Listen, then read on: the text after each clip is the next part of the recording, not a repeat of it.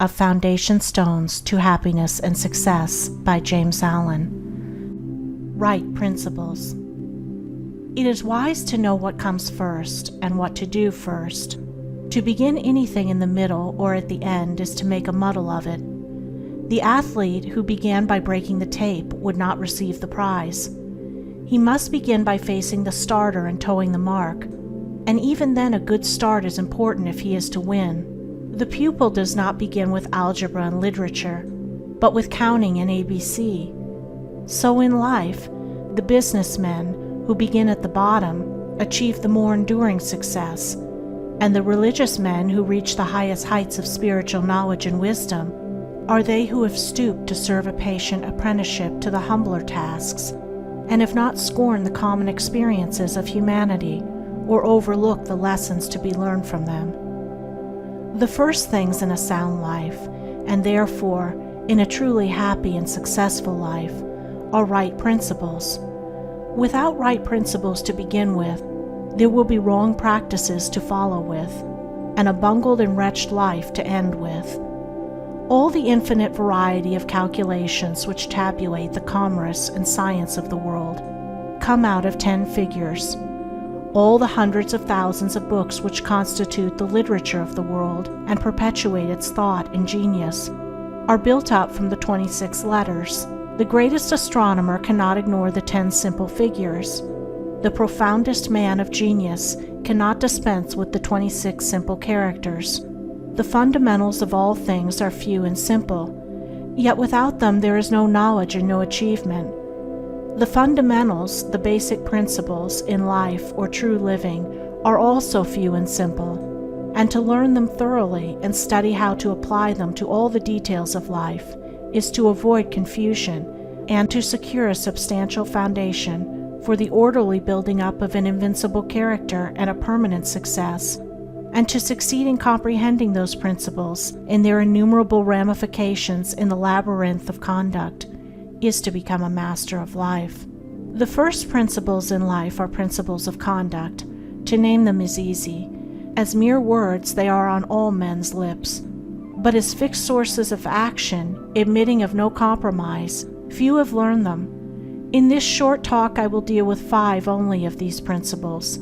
These 5 are amongst the simplest of the root principles of life, but they are also those that come nearest to the everyday life, for they touch the artisan, the businessman, the householder, the citizen at every point. No one of them can be dispensed with but at severe cost, and he who perfects himself in their application will rise superior to many of the troubles and failures of life, and will come into these springs and currents of thought which flow harmoniously toward the regions of enduring success.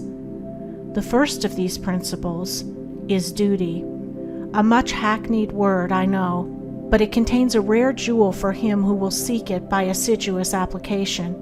The principle of duty means strict adherence to one's own business, and just as strict non-interference in the business of others.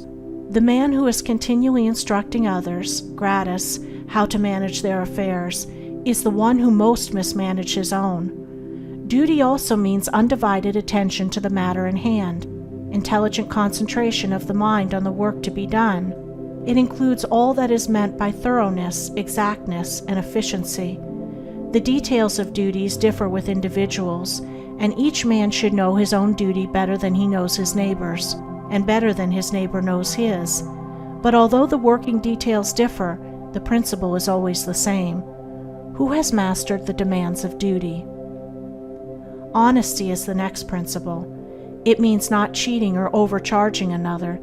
It involves the absence of all trickery, lying, and deception by word, look, or gesture. It includes sincerity, the saying what you mean, and the meaning what you say. It scorns cringing policy and shining compliment. It builds up good reputations, and good reputations build up good businesses, and bright joy accompanies well-earned success. Who has scaled the heights of honesty?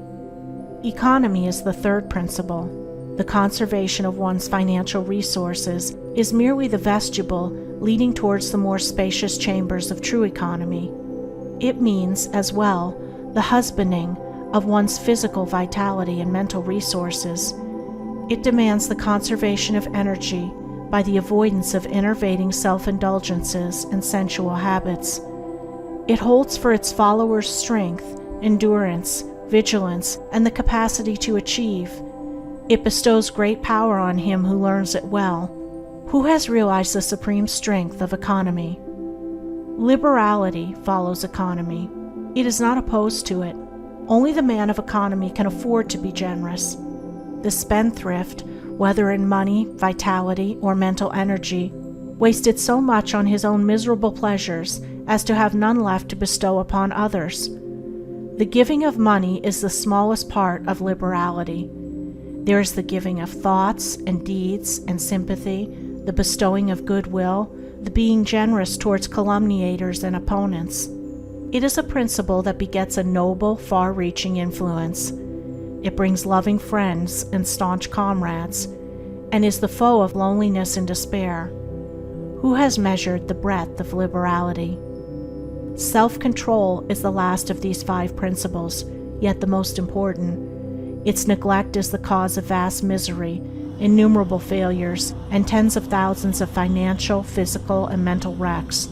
Show me the businessman who loses his temper with a customer over some trivial matter, and I will show you a man who, by that condition of mind, is doomed to failure. If all men practiced even the initial stages of self-control, anger, with its consuming and destroying fire, would be unknown.